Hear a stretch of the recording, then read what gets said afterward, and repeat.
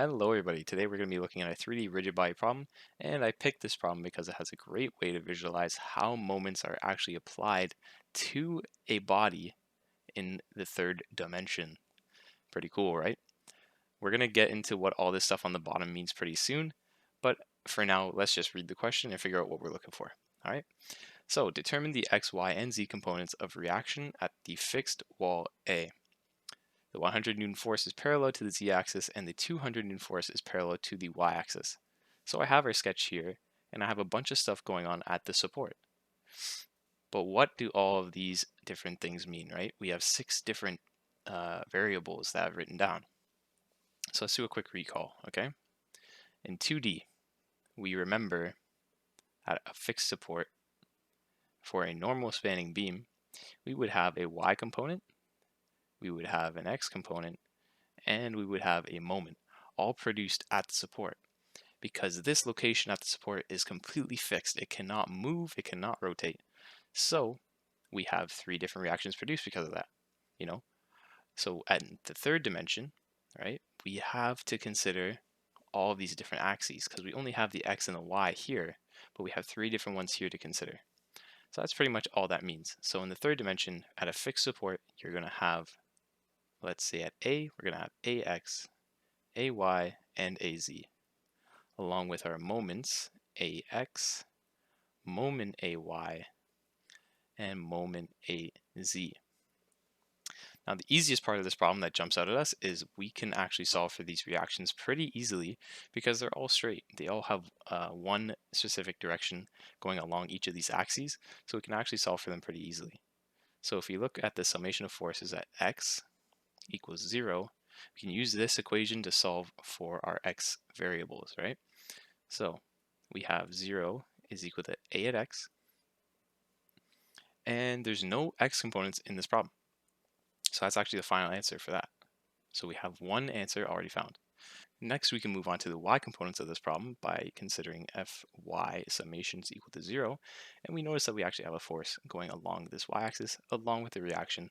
So we actually have the equation Ay plus 200 newtons. And I'm doing plus because of the convention that is given to us originally in the problem based on our Cartesian system, right?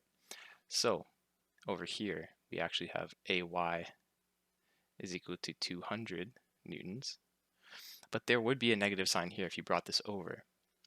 So we'll have to come back to this and say assumed wrong. What does this mean?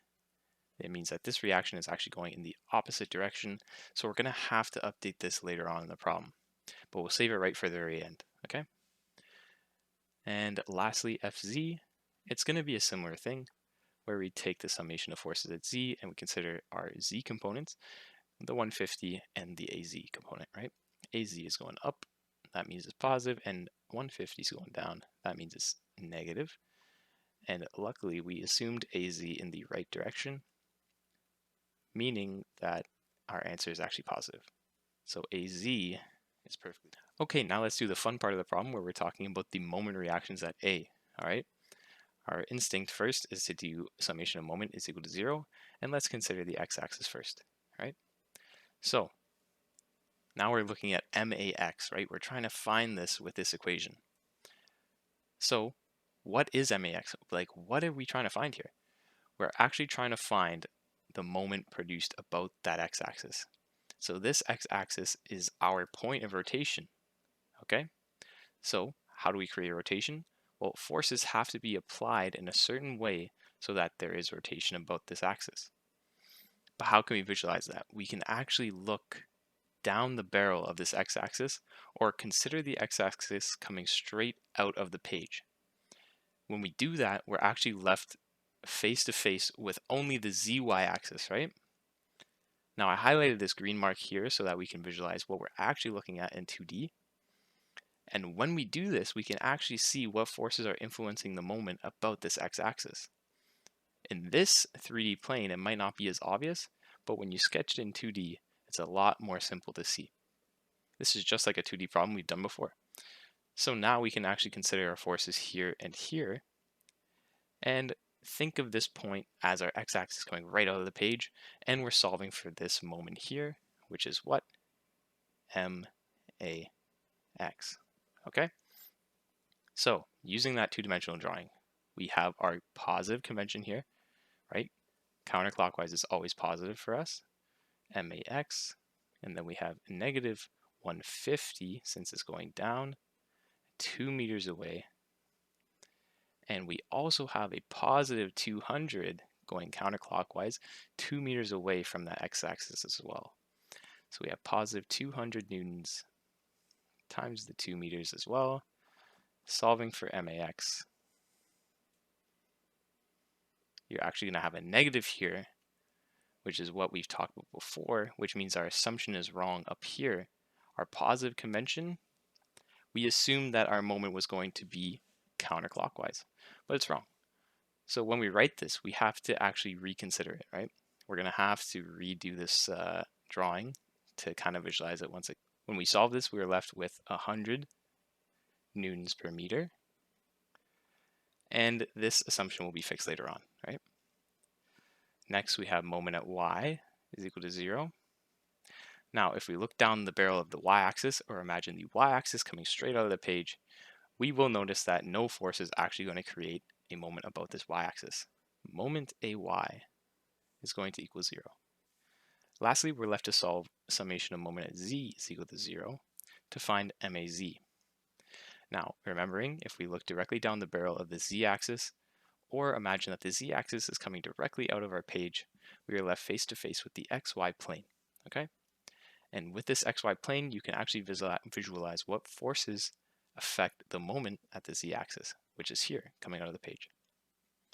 Just to clarify, this 150 force is directly parallel to the z-axis, so it's not going to affect rotation, which is also why you don't see it on this 2D drawing. So, what is left to find? MAZ, which is produced about this z-axis, and we can solve for it by using this equation. MAZ positive because it's going counterclockwise, and we also have the 200 Newton force going counterclockwise as well, at a distance, what? 2.5 meters away from that z-axis. Solving this, we are left with negative MAZ, once again meaning our assumption was wrong, with an answer of 500 newtons per meter. All right, so let me rewrite this fixed support here with all of our reactions that we solved for so that we can actually understand what our assumptions mean when they're wrong. So finally, to wrap up this problem, we know AX is equal to 0, so we don't need to draw a reaction there. AY is equal to 200 newtons, but assumed in the wrong direction, so we need to draw this line in the opposite direction, like this. This is AY, and then Z was assumed in the right direction. We have AZ right here, and then we have our moments. So MAX was assumed wrong, so we're going to have, instead of counterclockwise, we have clockwise. MAX here, MAY is equal to 0, then MAZ was also assumed wrong, so we draw it in the clockwise direction as well. And that's the problem. If you don't redraw your sketch at the end when you write assumed wrong, then that means you're solving pretty much the problem wrong, because your signs should reflect your drawing. So if you weren't going to redraw this, then you have to keep these negative signs, okay? I hope this helped clear up some confusion with these problems and help to visualize how moments act in a 2D and 3D plane.